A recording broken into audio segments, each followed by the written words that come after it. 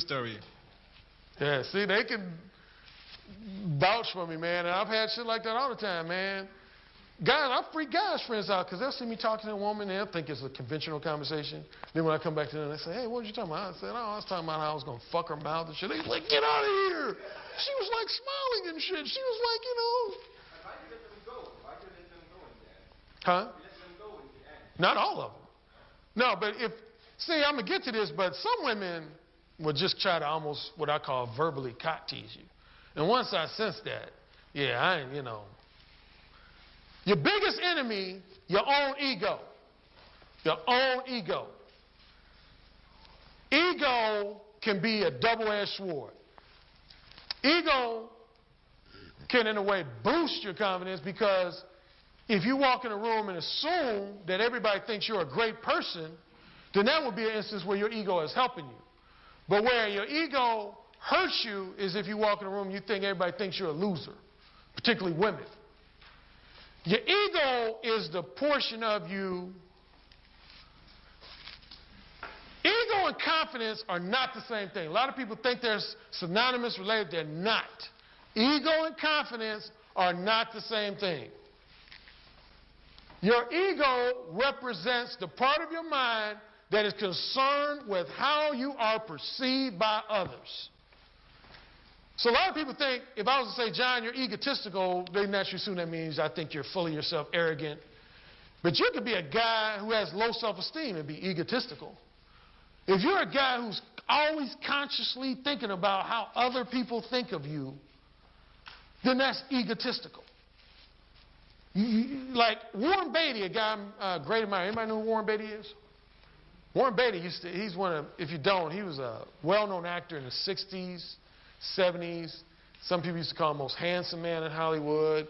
His nickname at one point was Mr. Pussy because he got so much pussy. Now he's married to a woman, I want to say, who grew up in London, Annette Bening. But anyway, he said in an interview one time, he said basically a variation of what I just said.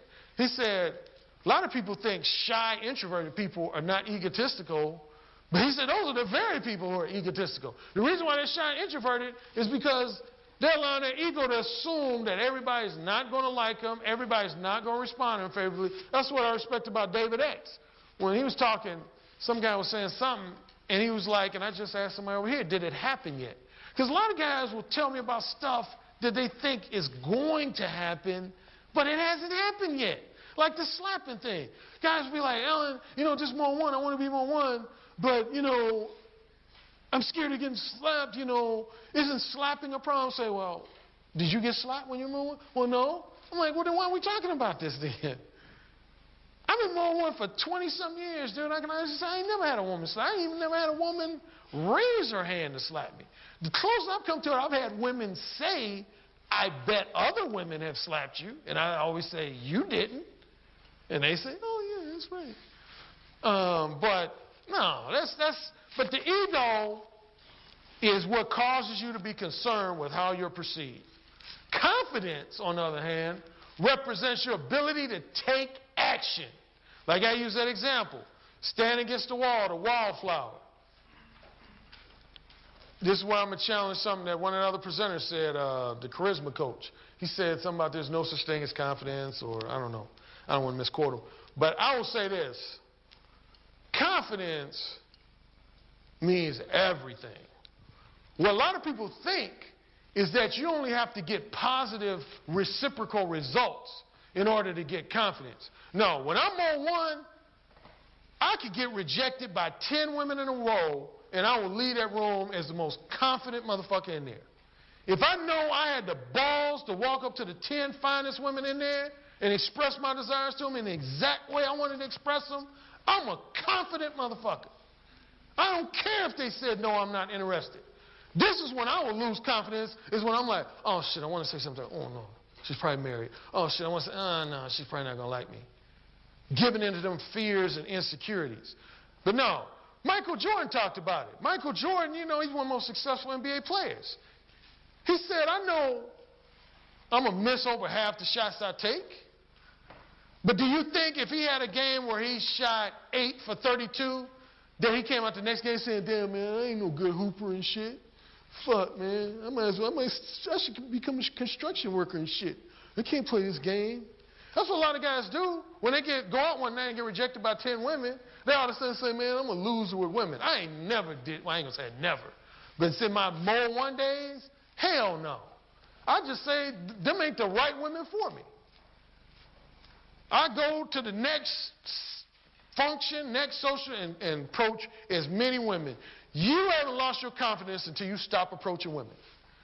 You've not lost your confidence. Confidence is when you approach, this is why I find most, other than taking action, is when you approach a woman with the assumption, or you can say the presumption, that she is going to reciprocate your interest, even though you don't have any concrete evidence to guarantee that.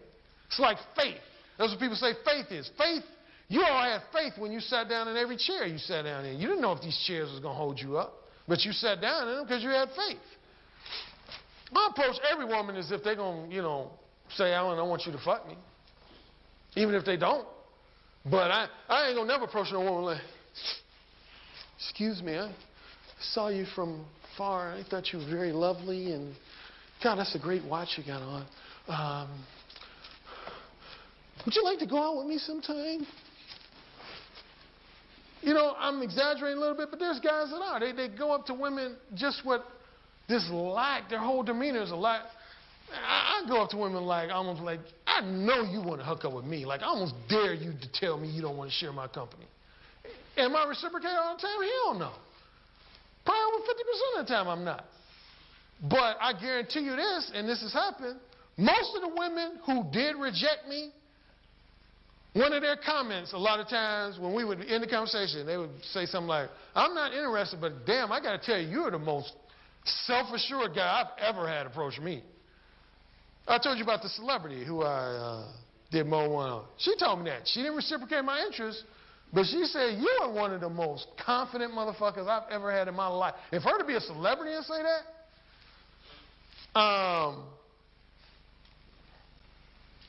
so compliments and criticisms are both highly rated, highly overrated. Compliments don't mean shit. They're nice, yeah, they're pleasant to the ears, but they don't directly lead to getting pussy. Like I said, I was having a lot of women compliment me, but I was in the friend zone. Women who was criticizing me was giving me pussy. So, this is an important thing. Who was that in here I was talking about? Iceberg. John Iceberg Slam. Iceberg Slam is a famous pimp from Detroit who's legendary among pimps, and he's had some books written about him. He's wrote a couple of his own books. I have one of his books. It's called just Pimp, The Story of My Life. He has a lot of passages in there that I love, but one important thing he said about women, and I know this to be true from my Mode One experiences, women are going to test you to see what type of man you are. They're going to test you. They're going to test you. They're going to test you. They're going to test you. They're going to test you. One of the ways are things I've already mentioned. I say 2 to 3 ways, most common examples of testing, is to can you ignore me test. Can you ignore me test. Woman to give you her number, take your number. So let's say you and a woman exchange numbers, and she might purposely go 3 weeks without calling you. If you call her like 2 or 3 times a day, every day, why haven't you called me? Oh, man, you just flunked big time. That woman's saying, this motherfucker can't even ignore me. He can't handle being ignored by me. They see that as weak. Criticism, I already mentioned. If a woman knows she can get you all defensive, break you down with subjective criticisms, that woman will feel like you have no backbone. How do you handle that? How do I handle it? Yeah. The criticisms? Well, how you handle it ignoring you? Oh, shoot. If, like, say the example I use, if I exchange the number, I'm going to call a woman one time. Yeah. If she don't respond to that, she ain't never hearing from me again until she called me. I ain't going to ever be calling no woman multiple times, saying stuff like, well, why didn't you call me? I mean, I'm not going to say I've never done it. Yeah, my younger years, my pre-Mode One, I did that a handful of times. Anybody see this movie called Swingers? Yeah. I love that movie, too.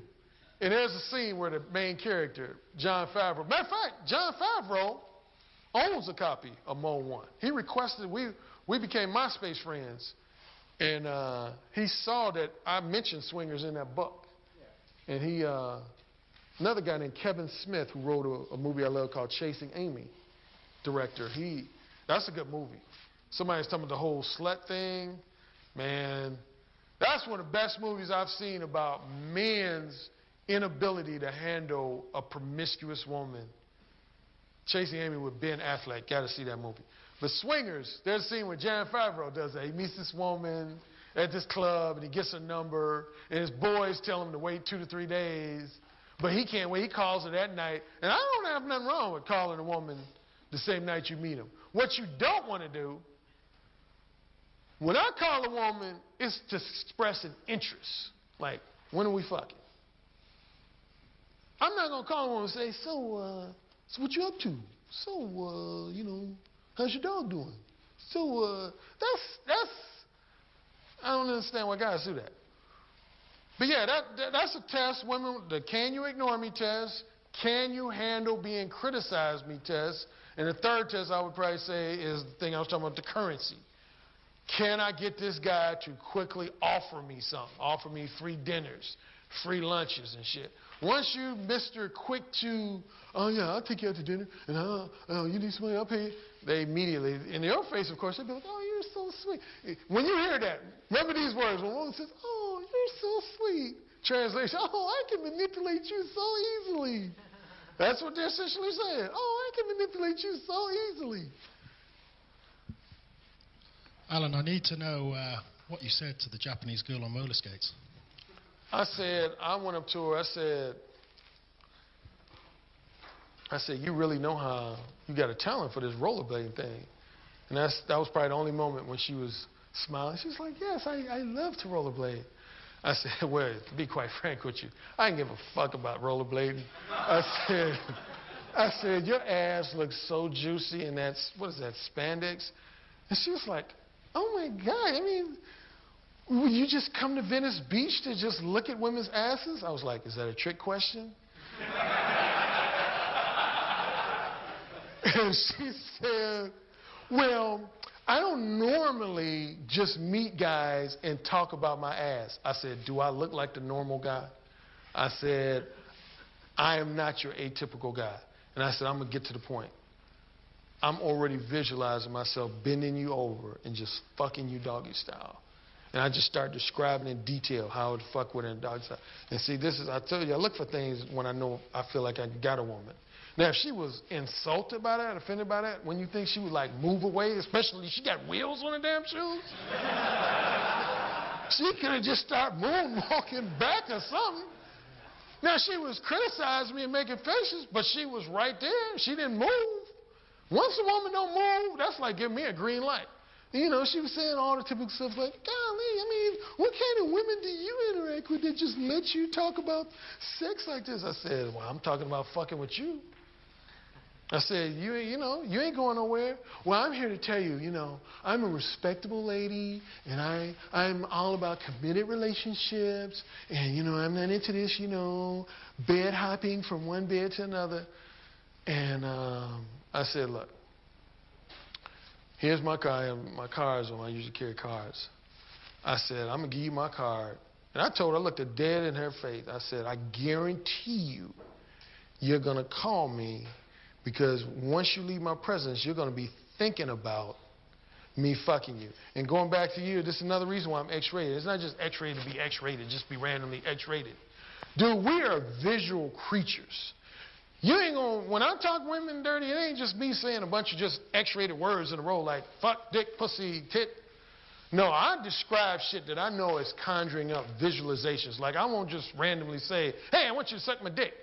I'll say stuff like, I'm already picturing your head just going down real slow and then coming up.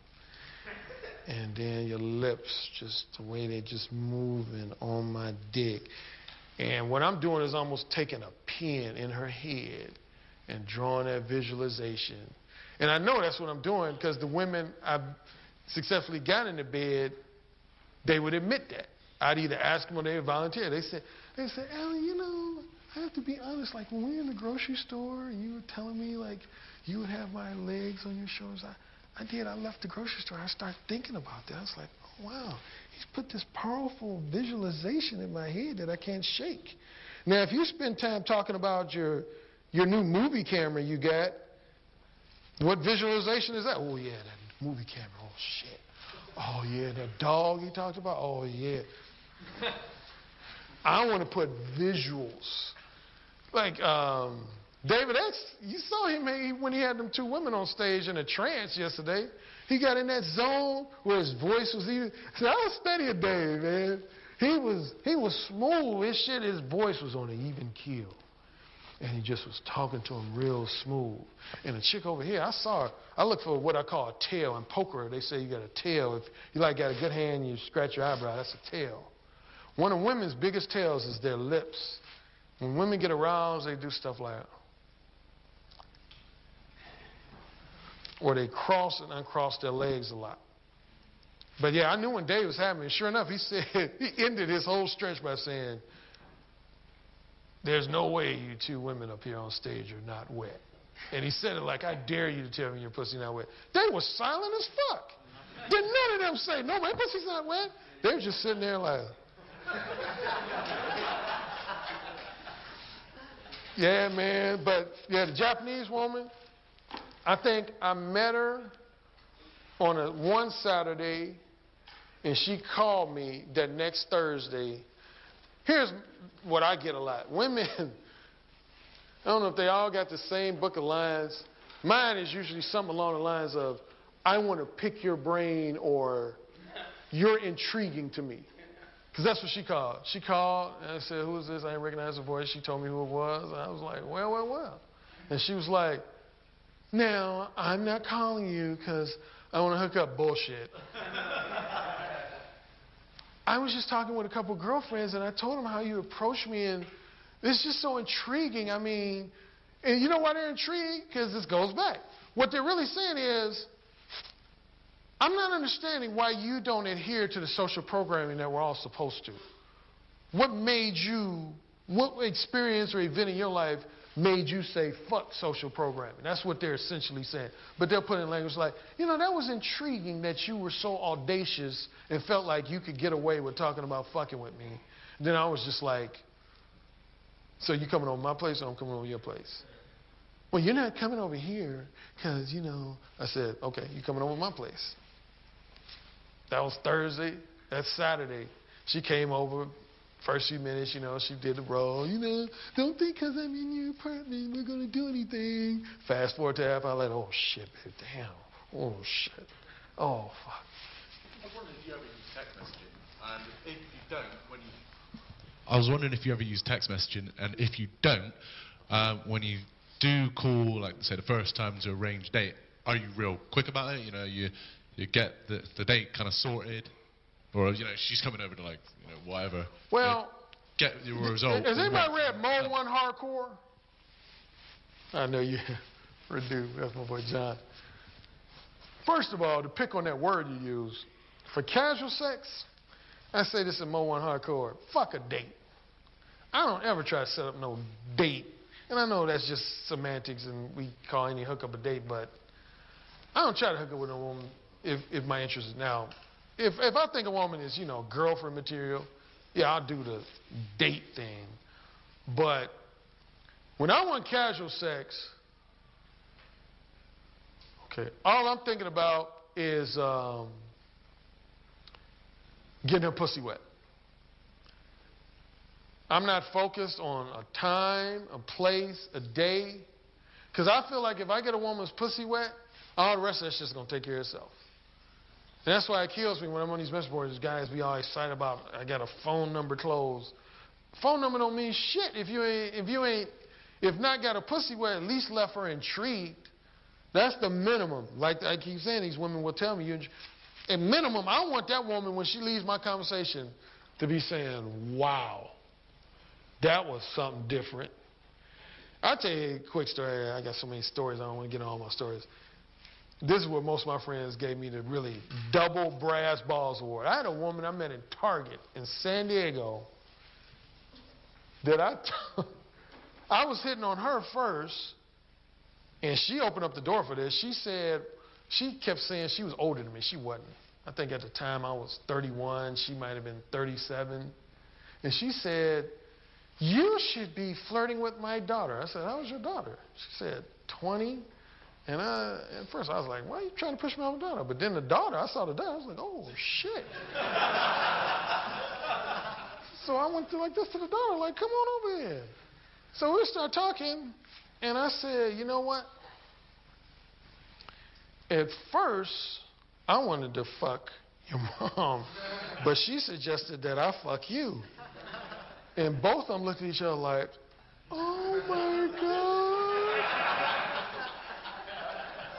And she was like, "Mom, you did not say that." She was like, "No, I did not say any of that language. You know I don't talk like that." I was like, "Okay, I translated for her," but essentially, I came over because I was trying to fuck your mom, but she said, "You should hook up with my daughter, and damn, you got a nice ass. We do need to hook up and fuck." And they were just, they did their freak out period. But next thing you know, we was talking and shit. I didn't fuck both of them, if you're wondering, but 1 out of 2. But, yeah, man. Text message, I've communicated with women on text. Oh, my whole point was I was saying that, some guys, they put, as the common phrase goes, the cart before the horse. When I'm talking to a woman, I know why I brought up that story is I said at minimum, I want people leaving the conversation almost scratching their head like, damn. Somebody brought up Vicky Cristina Barcelona. Remember when Juan Antonio walked away and they both was like, that was a hell of a conversation. And you see, Rebecca Hall's character, she played Vicky, I think. She was a classic example. She gave him all that shit that I tell you I get. She's like, how dare you come over here and just immediately talk about having a threesome. But a week later, she was fucking him. She never said, I'm not interested in the threesome. So women will test you, though. 3 tests again. Can you ignore it? Can you be ignored by me? Can you be harshly criticized by me? Are you going to quickly offer me dinner dates, materialistic gifts, that sort of thing? For women, I don't know if I have time to go into these in detail because we're going to end up taking like a 15, 20-minute break, and then I'm going to have a second half. But real quickly, I have this in my second book. A lot of you don't have that. It's called Upfront and Straightforward. Let the manipulative game players know what you're really thinking. And I said, all men are going to run into these 4 types of women. There's no other category of woman you're going to run into other than these 4. Reciprocators, rejectors, pretenders, and time wasters. Reciprocators. Once they know what your specific desires, interests, and intentions are, they will let you know fairly quickly that they share the same desires and interests that you do. Where's the part that you do? Anyway, this is all every man in here's ideal woman, of course. Every guy wants to be able to walk up to a woman and whatever you say you want to do, whether it's fuck her one night or have a relationship with her, for her to say, yeah, I'm feeling the same way. But that realistically, that's probably going to be about 5% of the women you meet in your life. Those are easy to deal with. The only reason you need to be mode 1 for them is to simply let them know what your interests are. Because if they don't know what your interests are, how can they reciprocate it? If you standing up against the wall, you ain't let your interests be known, so how can they reciprocate that? If you go up to them and talk about fluff talk, about the dog and the weather, how are they going to reciprocate your interests if they don't know what your interests are? So you got to let your interests be known so that the reciprocators can reciprocate it. Conversely, rejectors, once they know what your specific desires, interests, and intentions are, they will let you know fairly quickly that they do not share the same desires and interests as you do. And then see, this is where a lot of pickup artist type guys go wrong. Almost half of their philosophies will be trying to prevent women from being rejectors or trying to persuade rejectors to become reciprocators. I don't do that shit. Rejectors are who they are. They're not interested in you. Leave them alone.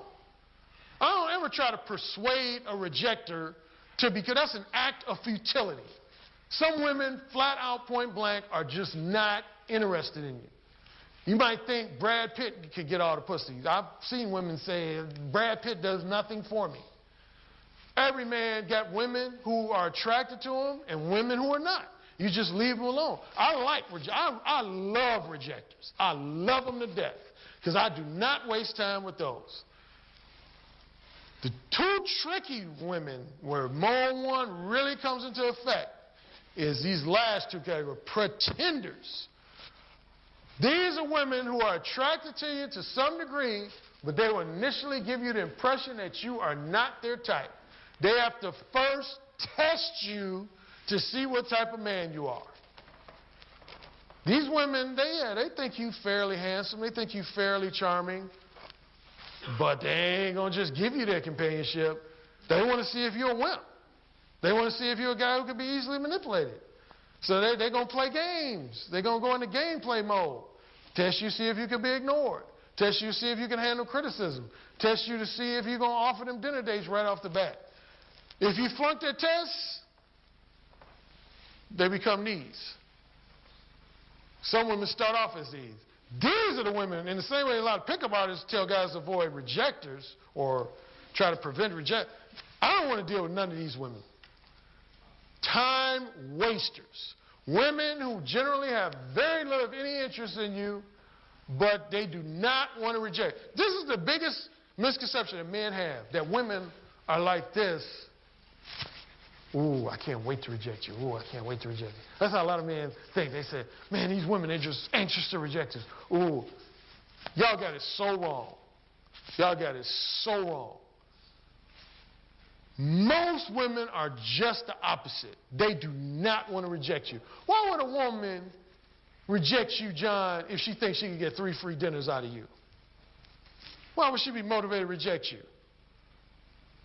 Why would she be motivated to reject you if she thinks she could get 10 hours worth of entertaining conversation on the phone from you? Why would she reject you if she thinks you're going to take her out to dinner 5 times and pay half her car note 1 month? Man, women ain't anxious to reject a man. If they have non-manipulative women, they'll reject you. They're not anxious to, but they'll just reject you. But manipulative women, they're not anxious to reject you. They want to toy with you first, manipulate you and exploit you first, then they're going to give you the talk I talked about yesterday. Oh, you know, these last 3 weeks, I got to tell you, have been some of the greatest 3 weeks of my life. I mean, you've taken me out skiing, you've taken me to dinner 13 times in 12 days. But I got to tell you, you'll make somebody a great husband. Somebody a great boyfriend, but I just don't. They always tilt that head. They just don't have the romantic chemistry with you. Time wasters, the last thing. Again, this goes back to when guys say, well, why are those women angry when I was Mode One or whatever? Because they pissed. They want all this shit. Name a woman you know that don't want to be flattered. I ain't never met a woman that didn't want flattering attention. Like that woman yesterday was talking about she don't want to be called sexy. Bullshit. Women love yik-yak. Women are yik-yackers, man. I ain't gonna lie, I'm not saying we ain't, but I mean, I'm on the phone talking 2 hours about Kobe Bryant's nasty dunk on somebody. It's important shit. You know, I ain't just yik-yakking. You know, these draperies, I get them half off. And then I get new shoes along with them. What the fuck? And exploit you for finance. I had a woman, please forgive me if I'm repeating myself. I might have told this story. I'm thinking I told this story already. The woman who arranged one of my book signings in Chicago. She came to me, straight up said, she said, Alan, I love Mode One. I love that you're promoting honesty. But she said, there's a couple things I don't like. And of course, I was like, what don't you like? And she said, well, you would have to be a woman to understand. I said, well, I'm not a woman, but I understand a lot about your behavior. She said, well, see, you got to understand, when a guy's Mode One, that forces a woman to either reciprocate his interest or reject him. I said, exactly. I said, you get it. That's the exact point. She said, no. See, that shows me right now you're not a woman, because women, we want to be able, she called it work their magic. She said, we want to be able to work our magic. I knew exactly what she meant. I said, you want to be able to manipulate guys. And women don't like to acknowledge manipulation. No, I'm not saying. But as she wanted to explain, I kept coming back to you. But basically what she said is, she has this stable of guys who do everything for her. They wash her car, they mow her lawn. When her vacuum cleaner breaks, they fix it. And guess what their motivation is? She dangles the possibility of sex with her. Not so much in a blatant or overt manner, but it's like that subtle underlying, like, if you do those favors for me one day, you might just get lucky and get the pussy. And them guys are, okay, so you need me to go to the grocery store for you? I'll do your grocery shopping for you, and I'll come over and clean your carpet. And them guys be going home, and everybody's like, man, I'm in there, dude, I'm in there. Dude, I cleaned her carpet. Man, I bought her a new phone. Dude, I'm in there. I knew she gonna give me the pussy. So the women don't want to, time wasters don't want to reject you. They do not want to reject you. And I will end for the break on this moment. We'll resume in about 15, 20 minutes. Oh, wait. He's being too mode one. He's doing my job. Goddamn. Let's get a real proper round of applause for mode one.